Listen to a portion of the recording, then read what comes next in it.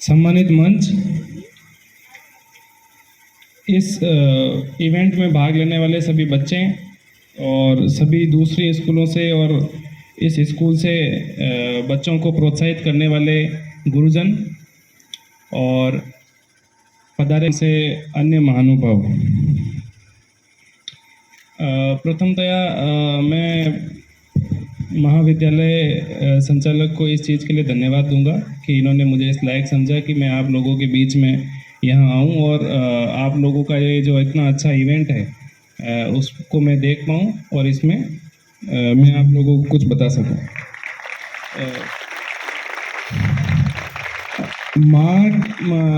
महत्व पे और इम्पोर्टेंस पे या उन्होंने बच्चों के लिए क्या किया है, इसके लिए अब बताना बहुत शब्दों में बताना बहुत मुश्किल है और ये सब आप लोगों ने पहले बता ही दिया है।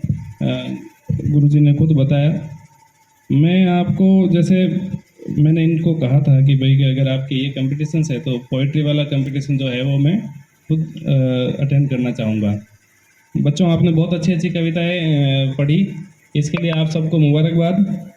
तो मैं आपको ये बताऊं कि भाई कविता का महत्व क्या है जीवन में। कोई एक व्यक्ति ये उठ के बोल सकता है कि कविता का क्या महत्व है हमारे जीवन में, बताओ। तो मैं ये कहता हूँ कि भाई एक बड़े कवि से जब पूछा गया कि साहब कविता रोटी तो नहीं देती है ना। किसान मेहनत करता है, अन्न उगाता है और लोगों को रोटी मिलती है। शिक्षक पढ़ाता है, बच्चे पढ़ते हैं, रोजगार करते हैं, लेकिन कविता क्या देती है? तो उन्होंने कहा कि कविता हमें रोटी नहीं देती पर रोटी खाने का सलीका देती है।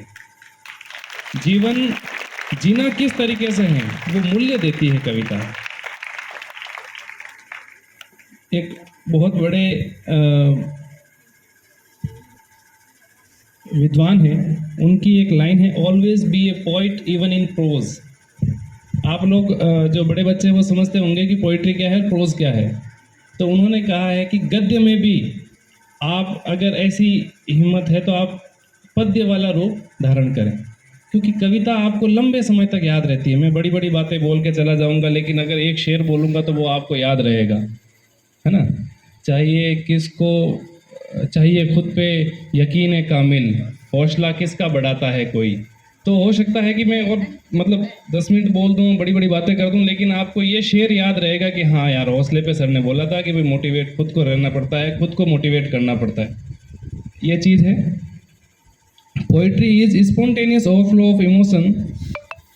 आपके मन में जो उद्गार आते हैं, जो भाव आते हैं, और भाव किसके अंदर आते हैं? भाव हमारे क्या है?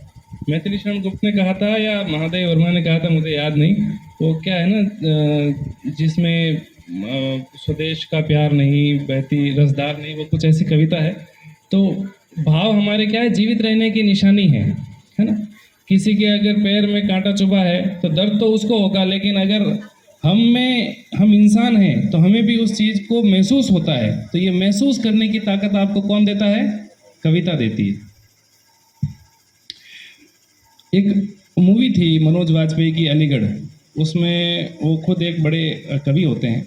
तो उन्होंने ये चीज़ कही कि कविता जो है वो शब्दों में नहीं होती, कविता शब्दों के मध्य जो गैप होते हैं, तो आप जो कविता कहते हैं उसमें जो वर्ड्स के बीच में जो स्पेस होता है, उनको जो बोलने का लहजा होता है, उसमें कविता होती है। बाकी तो कवि जो है वो लिख के गया, अब आपके ऊपर है कि आप उससे कितना निकाल सकते हैं, उसकी कितनी समझ आप विकसित कर सकते हैं और क्या क्या अर्थ आप निकाल सकते हैं।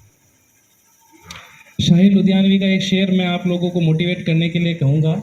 1000 बर्फ गिरे, लाख आंधियाँ उठे, वो फूल खिल के रहेंगे जो खिलने वाले हैं। इसका मतलब भी मैं आपको समझा दूँ। बर्क का मतलब होता है बिजली। 1000 बर्क गिरे, लाख आंधियाँ उठे, मतलब कितनी ही बिजली चमके और कितनी आंधियाँ आए, लेकिन जिस फूल को खिलना है वो खिल के रहेगा।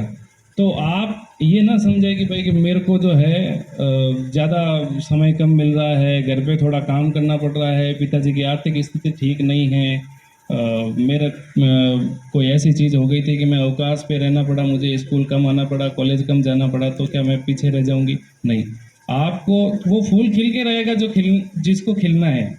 तो आप अपने में अंदर ये हिम्मत, ये हौसला, ये मजबूती पैदा करें कि आपको करना है तो आप करके ठानेंगे। ठीक है। एक शेर, क्योंकि मुझे समय मिल गया तो मैं आप लोगों के लिए बैठे बैठे मैंने कहा कुछ बच्चे मोटिवेट हो जाएं। देख जिंदा से परे रंगे चमन जोश बहार, रक्श करना है तो फिर पैर की जंजीरें न देख। बड़ा मुश्किल भारी शेर हो गया। मजरूर सुल्तानपुरी हमारे सिनेमा राइटर हुए हैं और बड़े कवि हुए हैं। तो उन्होंने लिखा है कि देख जिंदा से परे रंग चमन जोश बहार। अगर कोई व्यक्ति ये कैद खाने के अंदर कैद है तो उसको हाथों में पैरों में बेड़ियां बांध रखी है। आपको पता है जब स्वतंत्रता संग्राम में भगत सिंह वगैरह और जब कैद रहते थे तो भगत सिंह अपनी फांसी से एक दिन पहले भी किताबें पढ़ रहे थे। क्या आप ज़रूरत है उन्हें किताबें पढ़ने की? कि उनको पता है वो कल तो ख़त्म हो जाएंगे, उन्हें ख़त्म कर दिया जाएगा।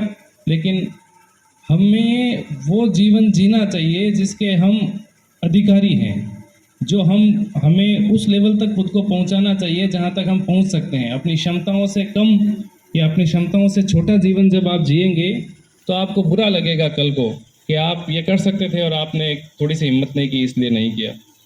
तो क्या शेर था, देख जिंदा से परे रंगे चमन जोश बहार।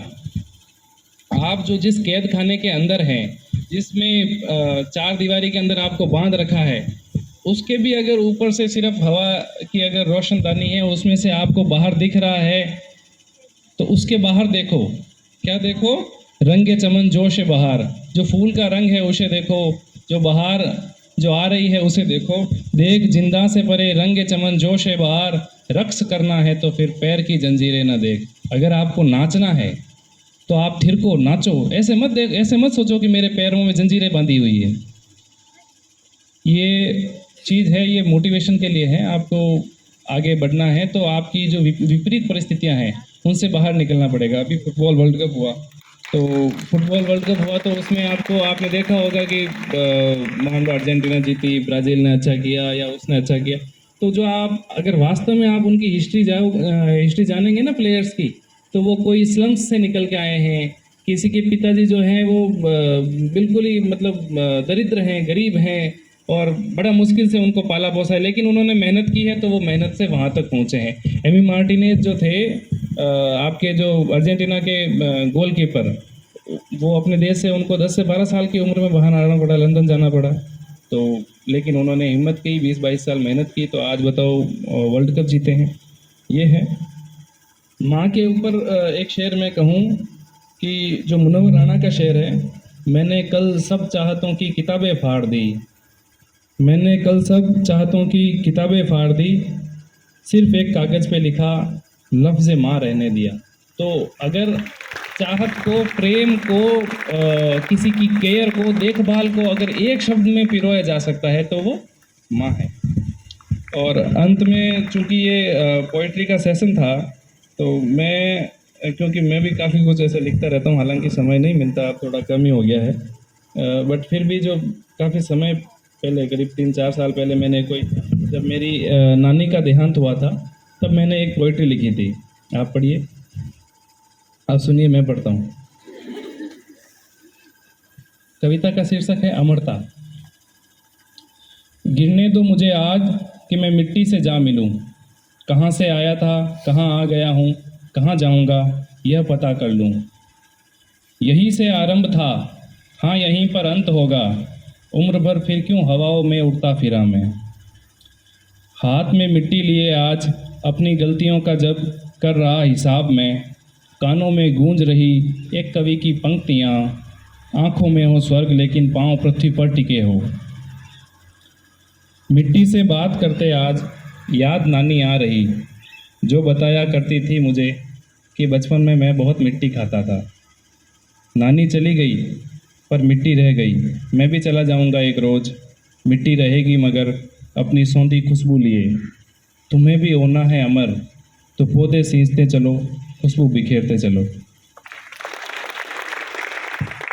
सब बातों के बाद मैं पुनः आप लोगों को ये कहूँगा कि बेटा आप लोगों को जो करना है वो आप कीजिए, मेहनत कीजिए, सफल होइए, खुद को उस लायक बनाइए कि लोग जो है आपको आपकी वजह से आपके घर वालों को, आपकी माँ को, आपके पिताजी को जाने।